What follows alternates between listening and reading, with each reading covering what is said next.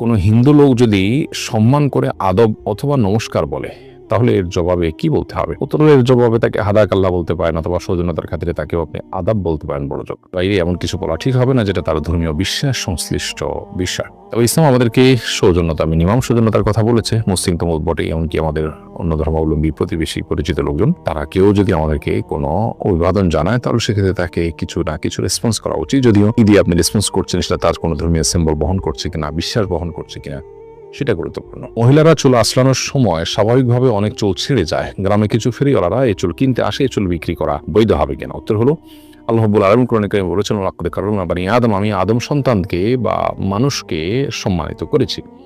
অতএব মানবদেহের প্রত্যেকটা অঙ্গ আল্লাহ তাআলার কাছে সম্মানিত এবং মর্যাদার। মানবদেহের কোনো অংশ বিক্রি করা সম্পূর্ণ নাজায়েজ এবং গুনাহের কথা। এই জন্য এই ব্যবসা যতই জমজমাট হোক, যতই লোভনীয় হোক, চুল বিক্রি করা কোনো অবস্থাতে জায়েজ হবে না। এরপরে প্রশ্ন, আমার 7 মাসের বাচ্চা মিসক্যারেজ হয়েছে, আজকে 15 দিন, এখনো ব্লিডিং হচ্ছে, আমি কি নেফাসের হিসাব করবো নাকি 10 দিন অতিরিক্ত হওয়ার পর সেটাকে অসুস্থতা হিসাবে বিবেচনা করে স্বাভাবিক এবাদবন্দি করবো? উত্তর হলো, 7 মাসের বাচ্চা যেহেতু হয়েছে এবং 7 মাসের বাচ্চা মিসক্যারেজ যেহেতু হয়েছে, অতএব এটা নেফাস হিসাবে বিবেচিত হবে এবং যতদিন পর্যন্ত ব্লিডিং আছে ততদিন পর্যন্ত আপনি নেফাস হিসাবে গণ্য করবেন এবং নামাজ কালাম পড়বেন না। অবশ্য 40-এর পর হলে নেফাসের সাধারণ নিয়ম অনুযায়ী আপনি 40 দিন পার হয়ে গেলে তারপরে অটোমেটিক আপনি নামাজ কালাম পড়তে হবে। 40 দিনের বেশি নেফাস গণ্য হয় না। তাহলে 7 মাসের বাচ্চা মিসক্যারেজ হয়ে গেলে যে ব্লিডিং হচ্ছে, সেই ব্লিডিংটাকে নেফাসের রক্ত হিসেবে গণ্য করা হবে, এটাকে সাধারণ অসুস্থতা হিসাবে বা ইস্তেহাজা হিসাবে গণ্য করবার সুযোগ নেই।